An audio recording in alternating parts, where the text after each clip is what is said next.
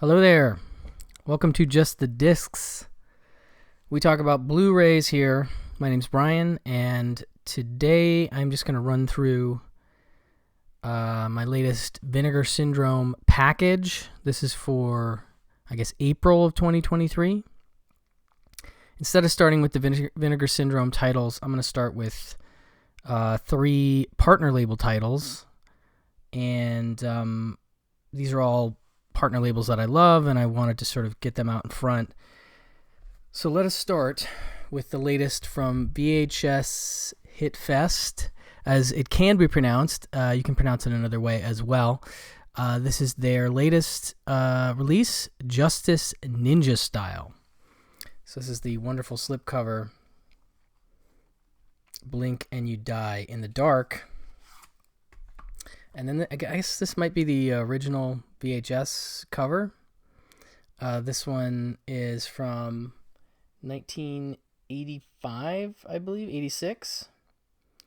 And it says that Brad Tolan is a martial arts instructor who moves to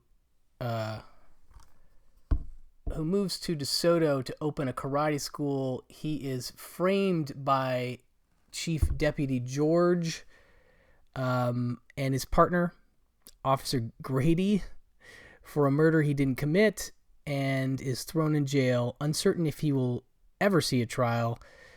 With the help of a mysterious ninja, Brad escapes from jail and must evade capture while he tries to clear his name. Justice Ninja Style was filmed in DeSoto, Missouri on a tiny budget and had the entire town passionately behind it, helping make it. The result is one of the most entertaining ninja movies ever made. VHShitfest is proud to present this soon-to-be cult classic for the first time on disc. It says, note, this feature was shot and edited on video. Please be advised the transfer quality is confined by the limitations of the format. So yeah, we know what it means to have a video transfer, and I did get a chance to look at this one. It doesn't look like it's, too remarkably dark, it looks solid. Looks like a nice SOV transfer.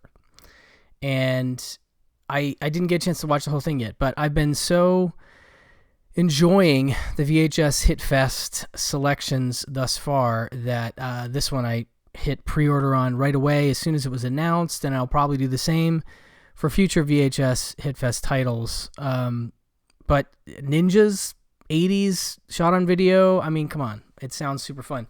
And they obviously went all out with this one. It's not, I don't know if it's made too clear, but this is a double disc set. And the second disc is all special features. And the features include, well, obviously this would be on the main disc, but an audio commentary with DeSoto natives Cody Terry and Stephen Francis. Ninja, the Ultimate Warrior, extended cut of the film transferred from the original master tape. The Ninja Speaks, the story of Ron D. White documentary. Locations then and now, news coverage shot during Justice Ninja Style production, raw footage from Ninja the Ultimate Warrior, bonus feature, How to Become a Ninja, Six Flags Ninja Media Day trailer, How to Become a Ninja trailers featuring James Earl Jones, and Easter eggs. So a lot of stuff here. They really went all out for this release of Justice Ninja Style. So I like I said, that what they're doing, and I think I haven't heard of a single one of their releases, meaning any film that they've put out, I haven't been aware of it before they released it. So no exception here. Very excited about that. Next up, we have one from Canadian International Pictures. This is Speaking Parts. This is a really big deal, this one, because this is an early Adam McGoyan film, and it's nice to see them getting one of his films, and with any luck, maybe we'll see more of this. But this one is about a hotel employee, Lisa, who develops an obsession with her coworker, Lance, a struggling actor who has appeared in several films as an extra. With the help of a local video store, Lisa carefully investigates Lance's body of work as he undergoes his own pursuit of screenwriter Clara, and film role inspired by her late brother. As their connection grows, this production's ties to reality start to unravel, and so do our three protagonists. One of the most singular and defining films from celebrated Canadian auteur Adam McGowan, who also did The Adjuster and Exotica. Speaking Parts mixes the all-consuming video addictions of Videodrome with an artfully perverse exploration of fractured inner lives. Produced in collaboration with McGowan, this deluxe special edition also includes 3 of the filmmaker's early shorts and Saraband, his Little Scene 1997 film starring Kanjian, Yo-Yo Ma, Don McKellar, Laurie Singer, George Sperdakos, and Tracy Wright. So you're getting a ton of stuff. As usual, Canadian International Pictures going above and beyond with this release. You're getting not only that, those extra features, you're getting a new audio commentary featuring Adam McGowan and Arsene Kanjian, archival audio commentary featuring Agoyan. So you get 2 commentaries. Then you get a new interview with composer Michael Dana, a different breed. Former TIFF CEO Pierce Handling reflects on Agoyan in the 80s. Another archival interview with Agoyan from 1989. Deleted scenes with commentary, Afterword, featuring Agoyan and Kanjian. Saraband, again, that film, only 56 minutes. And the shorts that you get are Howard in Particular from 1979, Peep Show from 1981, and Open House from 1982, with new introductions by Agoyan, as well as a booklet featuring an essay by Professor Ron Burnett. So that's in here as well. Reversible artwork. So very cool. Again, a big Canadian filmmaker getting a beautiful special edition release from Canadian International Pictures. Then we move on to the Deaf Crocodile release. It is Time of Roses, and this is from 1969. Finnish director Risto Jarva's fascinating futuristic sci-fi mystery is set in a dystopian pop art designed world of gleaming white towers, Sony video monitors, and inflatable furniture, where the beautiful inhabitants all dress as Edie Sedgwick, like pixie sprites or medieval page boys out of Logan's Run. A historian of the late 20th century culture before class boundaries were abolished, named Ramo, is researching the death many years earlier of a free-spirited erotic model named Sarah, who died under mysterious circumstances. She caused a public scandal by asking 3 of her wealthy, powerful lovers to pay for an abortion. Ramo finds Sarah's identical double, and an earthly, uninhibited engineer named Kisi, and tries to convince her to enact Sarah's life and death before TV. Director Jarva was one of Finland's most acclaimed fiction filmmakers and documentarians of future world with its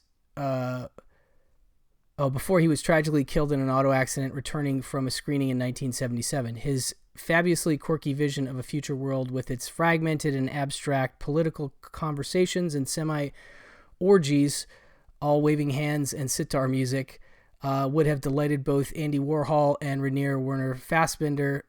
Long unavailable, The Marvelous Time of Roses has been newly scanned from the original 35 camera negative for this restoration by Deaf Crocodile in collaboration with Risto Jarva Association and Kavi Finnish National Audiovisual Institute. It is a film in Finnish with English subtitles. I should add that Speaking Parts is newly scanned and restored in 2K from the 35mm interpositive. So this has Risto Jarva Tiatavernini, Risto Jarva, My Colleague, 1984, 59-minute, rarely seen Finnish TV documentary featuring archival interview footage of Jarva and clips from his films. Two of Jarva's brilliant, unconventional short films from the 1960s, his wildly satirical deconstruction of TV advertising Pakastit, Frozen Foods, 1969, 15 minutes, and his mod/pop art influenced documentary Taikatanit Pavalitat, no, I'm not, Computers Serve, 1968, 14 minutes, both in Finnish with English subtitles. Deleted scene and original song, Pasti the Swallow Tower, cut from Time of Roses, original trailer, new commentary by film critic and professor Olaf Moller, new essay by filmmaker and critic Vil Suhonen of the Risto Jarva Association, and newly translated extracts from Risto Jarva's writings on Time of Roses. So, very nice stuff. You got your booklet in there. You have one disc here to contain all that. So that's the new Deaf Crocodile. Always look forward to their stuff. Now we can get into the Vinegar Syndromes. We start with Curse of the Blue Lights. And this one... Yeah, let me get rid of this slip cover. That's not going to work. Okay. So Curse of the Blue Lights is from 1988. And this one I only vaguely heard of, to be honest. The desolate town of Blue Lights, which gets its name from a mysterious nightly illumination caused close to the graveyard, is rumored to be cursed. The origin of both lights and curse itself have been left to legend, but rumor has it that the ancient monsters roam the area and have been responsible for countless deaths and tragedies which have afflicted nearby residents.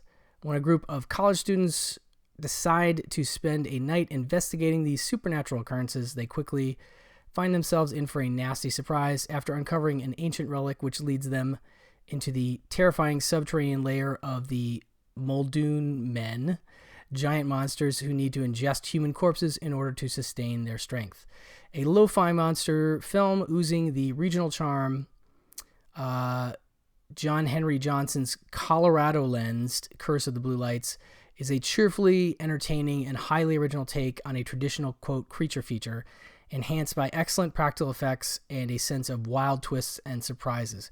Vinegar Syndrome is pleased to finally bring this late 80s direct-to-video classic to Blu-ray, newly restored in 2K, and from the director's personal 16mm answer print in its intended and director-approved 1.85:1 aspect ratio for the first time, and bursting with a wide array of newly recorded interviews with the cast and crew. So that's a whole lot of stuff there to talk about in terms of the features. We have a brand new commentary with co-writer director John Henry Johnson, archival commentary track with John Henry Johnson and actor and crew member Brett Ritter, Demons Down in Pueblo, Remembering Curse of the Blue Lights, a newly produced making of documentary featuring interviews with the cast and crew. 97 minutes, a full feature-length doc that you get on this one. And then scenes from an alternate version of Curse of the Blue Lights, sourced from VHS. So that's what we get for this one. I'm curious to check it out. It does look interesting. I do like that they're praising the practical effects, so that's very cool. Let's see. Next up, we have Vacation of Terror 1 and 2. Vacaciones de Terror 1 and 2. Now, these are pretty apparently well known and have a cult following already. Let's see here. Looming large over the landscape of Mexican cinema, no family names are bigger than Cardona and Galindo. Both families have traversed every genre and every style, and sometimes their paths would cross, as they do here in Vacation of Terror series. Vinegar Syndrome is proud to present the worldwide Blu-ray debut of the terrifying double feature from two of Mexico's finest genre filmmakers of the 1980s and 90s, Rene Cardona III and Pedro Galindo III. Newly scanned and restored in 4K, experience the horror like never before. Vacation of Terror from 1989, 81 minutes, 185 to 1. After inheriting a new summer home from a deceased relative, wealthy Fernando brings his family, his niece, Paulina, who is an actress who was in Don't Panic, I believe, and her boyfriend, Julio, who happens to be an occult expert, along for the vacation. Quickly, they discover strange happenings on the property, but when Fernando's young daughter, Gabby, falls into a well and returns with an old doll, things turn for the horrific. Possessed by the evil spirit of a witch, Gabby and her doll run amok with telekinesis, terrifying hallucinations, fiery car crashes, and ample scares. Only Julio, with his knowledge of the dark arts and the help of a mystical amulet, can bring the Vacation of Terror to an end. Let's see here. Vacation of Terror 2, 1990, 86 minutes, 185 to 1. Apparently that one is the one that people really like. I've seen two things mentioned about these films. One is that the first movie is kind of like a Mexican Poltergeist meets, another movie that I'm blanking on right now, but Poltergeist elements of it. And then Vacation of Terror I've heard called The Mexican Troll 2. And I think the artwork here is from that. Let's see here. Fitting into the lineage of sequels that outshine their predecessors, the Vacation franchise returns even bigger and better with Vacation of Terror 2, Diabolical Birthday. Julio is back, quietly running an antique shop with a chance encounter with the singer Maria,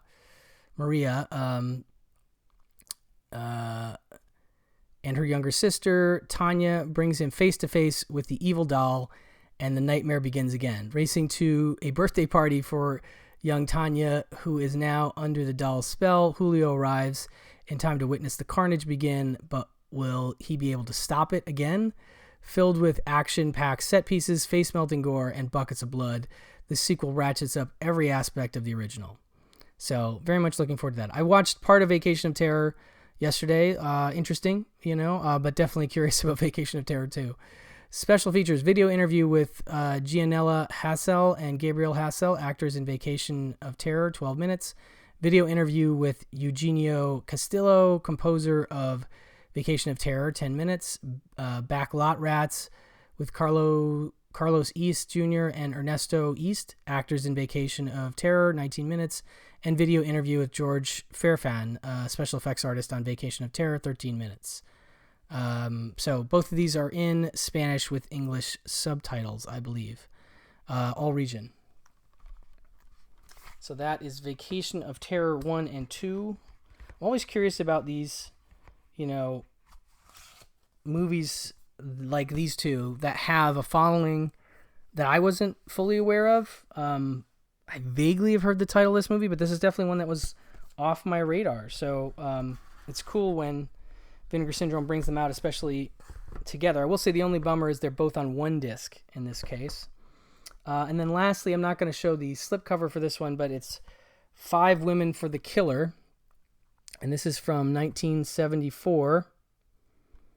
And it says, Giorgio Pisani, a journalist, has returned from an international assignment only to discover that in his absence, his wife has died during childbirth.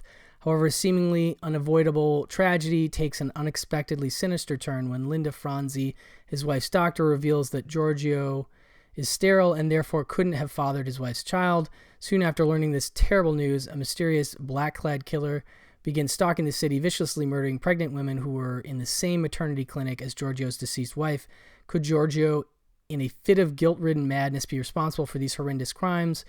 Or is he an unwitting participant in the sinister plan of an even more wicked culprit?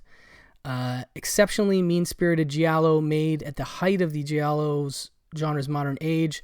Stelvio Massi's 5 Women for the Killer stars British character actor Francis Matthews, alongside Pascal Revolt, Howard Ross.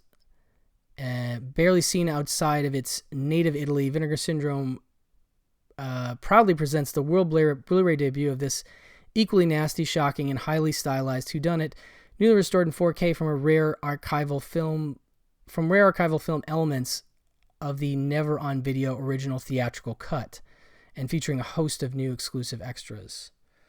Interviews. So this, I can't tell if it's, let's see here. Newly translated English subtitles. So I'm guessing it's in Italian. I can't tell if there's an English audio track or not. I'm going to guess not. Brand new commentary with film historians Eugenio Ercolani and Troy Howarth. My Name is Howard, an interview with Renee Rossini, 20 minutes. The Massey Touch, an interview with filmmaker Danilo Massey, son and frequent collaborator of director Stelvio Massey, 25 minutes. Working with Stelvio, a portrait piece on Stelvio Massey with actor Luke Miranda, 13 minutes. 5 Women for a Giallo, director and film historian Luigi Cosi on 5 Women for the Killer and the Evolution of the Giallo, 22 minutes. So that's a cool one. Cinematographer in Arms, a portrait piece on Stelvio Massey with a friend and fellow filmmaker Robert Girometti, 13 minutes. Gore inserts from the re-edited version of 5 Women for the Killer, reversible artwork. So that is 5 Women for the Killer, another giallo. Next up we have from ETR Media, Vinyl Nation, documentary from 2020 about record collecting. The vinyl record renaissance over the past decade has brought new fans to a classic format and transformed the idea of a record collector, younger, both male and female, multicultural. This same revival has made buying music more expensive, benefited established bands over the independent artists, and muddled the question of whether vinyl actually sounds better than other formats. Vinyl Nation digs into the crates of the record resurgence in search of truths set in deep wax. Has the return of vinyl made music fandom more inclusive or divided? What does vinyl say about our past here in the present?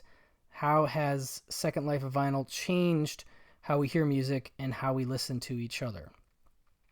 This includes a booklet with interviews from various members of the Vinyl Nation, all region, but definitely curious about this.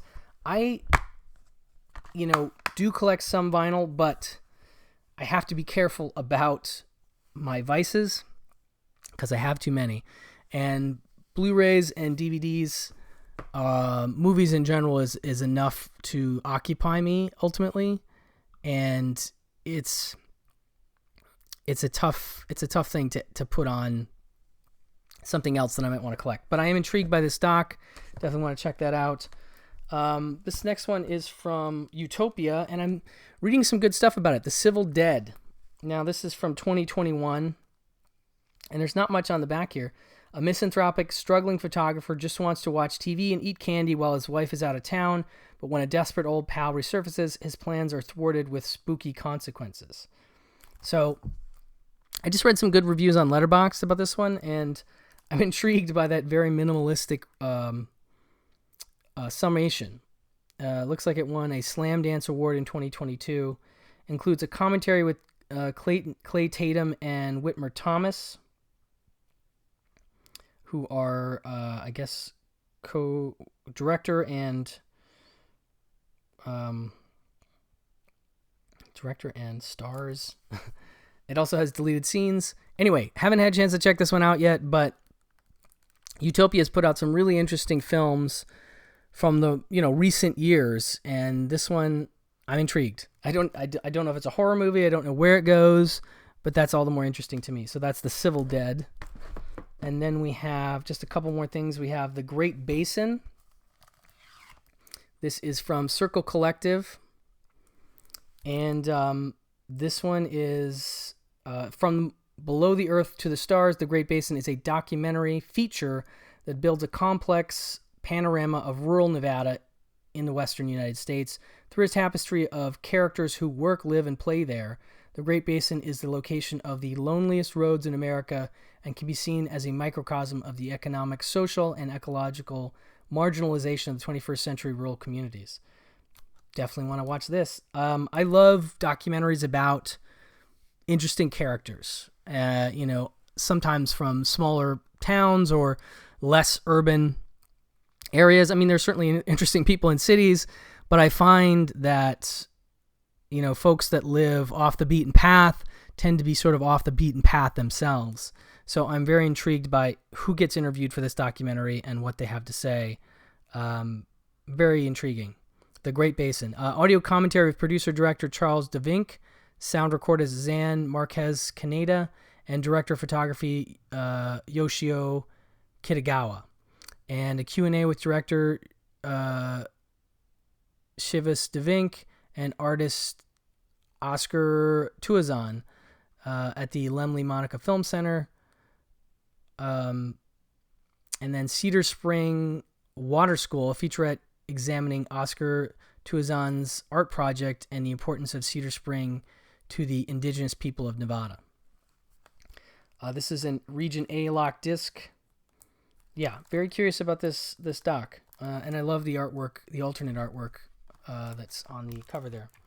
So that is from Circle Collective, who have been putting out some really interesting stuff documentary-wise. One of my favorite releases of last year was Heavy Metal Parking Lot, which was theirs.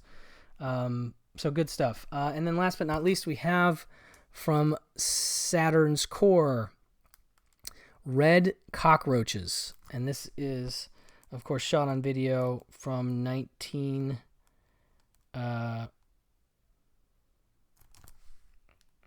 well, I can't quite read it. Apologies.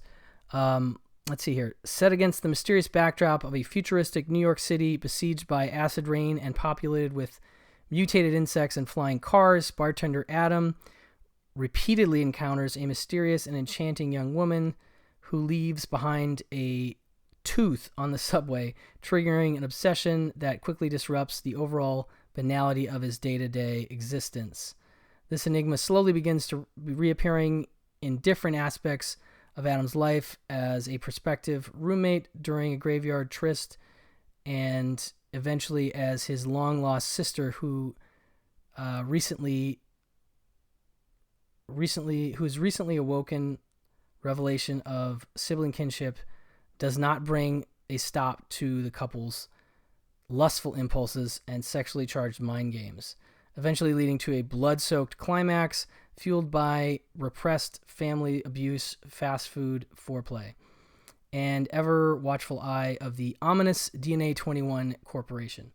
Armed with a $2,000 budget and a Canon GL1 camcorder, visionary Cuban-born director and recipient of the 2009 Guggenheim Fellowship, Miguel Coyula lenses this button-pushing, mind-bending, surrealist sci-fi arthouse masterpiece, shooting solely on weekends over the course of 2 years in New York while attending the Strasbourg Institute, the winner of 20 Film Festival Awards, the top prize at the 2004, there gives you an idea of when it came out, and Micro Cinema Fest. Red Cockroaches remains a triumph of DIY and micro-budget video filmmaking, notable for its visuals, unique film language, and stylistic nods to the modern surrealist masters like David Lynch and Alejandro Jodorowsky.